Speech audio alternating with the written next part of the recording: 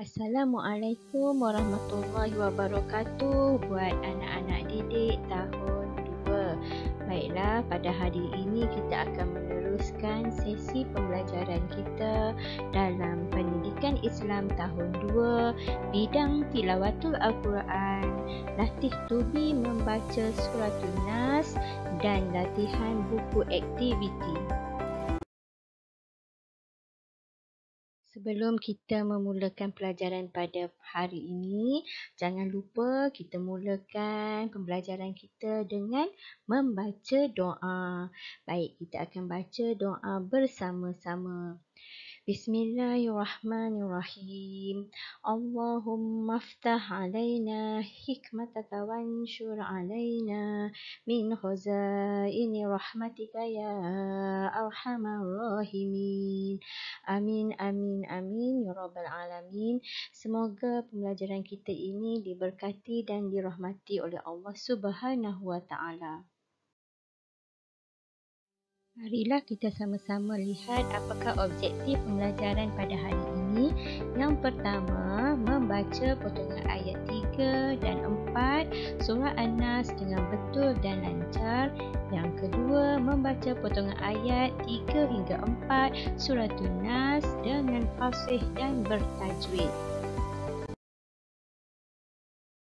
Baiklah, kita mulakan pembelajaran kita pada hari ini dengan melihat pengenalan ringkas tentang Suratun Nas. Okey, seperti sebelum ini kita telah belajar tentang pengenalan Suratun Nas. Jadi hari ini adalah sebagai aktiviti pengukuhan kepada kamu tentang Suratun Nas. Baik, kita lihat apa yang dimaksudkan dengan An-Nas. Okey, An-Nas bermaksud manusia. Okey, manusia. Baik, seterusnya Suratun Nas merupakan surah yang ke-114 daripada 114 surah yang terdapat di dalam Al-Quran. Ini bermaksud bahawa Suratun Nas merupakan surah yang terakhir di dalam Al-Quran. Baik, ada berapakah ayat dalam Suratun Nas?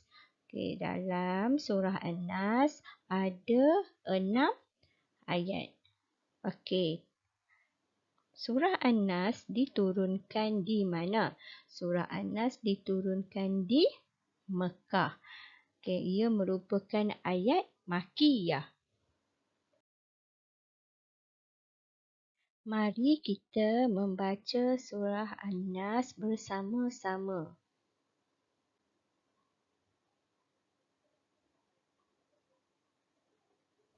Bismillahirrahmanirrahim. Qul a'udzu birabbin nas, malikin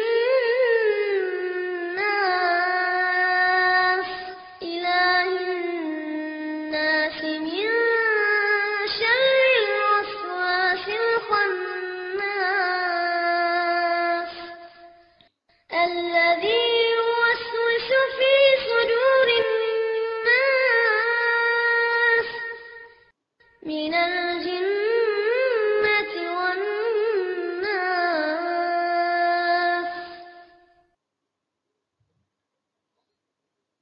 Saya harap kamu dapat membaca surah An-Nas ini setiap hari dan menghafal surah An-Nas ini supaya kita dapat amalkan dalam kehidupan seharian kita, terutamanya ketika waktu solat. Seterusnya, kita akan membaca ayat surah An-Nas satu persatu. Kita mulakan dengan ayat yang pertama. Qul a'udzu birabbin nas. Okey, ulang lagi. Qul a'udzu birabbin nas. Okey, ayat yang kedua. Malikin nas. Okey, ulang semula ayat yang kedua. Malikin nas. Seterusnya ayat yang ketiga. Ilahin nas. Okey, semula. Ilahin nas. Okey, kita lihat ayat yang keempat. Min syarril waswasil khannas. Okey, kita ulang ayat yang keempat. Min syarril waswasil khannas. Baik, seterusnya ayat yang kelima. Alladzi yuwaswisu fi sudurin nas. Okey, ulang semula ayat yang kelima. Alladzi yuwaswisu fi sudurin nas. Okey, seterusnya ayat yang terakhir, ayat yang keenam. Minal jinnati wan nas. Okey, ayat yang keenam. Minal jinnati wan nas. Okey, saya harap kamu dapat latih tubi membaca ayat-ayat yang terdapat dalam surah An-Nas ini dan akhirnya kamu berjaya menghafal surah An-Nas ayat 1 hingga 6. Sebelum ini, kalau kamu ingat, kita telah membaca ayat 1 hingga 3 daripada surah An-Nas. Jadi pada hari ini kita fokus kepada ayat 3 dan 4. Okay, walaupun pada minggu yang lepas kita telah belajar membaca ayat 3. Jadi pada hari ini kita sebagai aktiviti pengukuhan kita ulang semula membaca ayat 3 dan tambahan ayat yang keempat. Baik, mari kita baca bersama-sama dengan saya. A'udzubillahi minasyaitonirrajim. Ilahin nas. Okey, kita baca semula. Kita tengok manakah bacaan yang perlu dibaca panjang dan juga bacaan yang perlu didengung. Ilahin nas. Okey, seterusnya ayat yang keempat. Min syarril waswasil khannas. Okey, kita ulang bacaan semula. Min syarril waswasil khannas. Okey, baik. Begitulah tadi bacaan ayat 3 dan 4 daripada surah An-Nas. Saya berharap kamu dapat membaca dan menghafal surah ini di rumah kamu. Baik, tugasan pada hari ini ialah melalui buku aktiviti pendidikan Islam tahun 2, muka surat 1 hingga 4.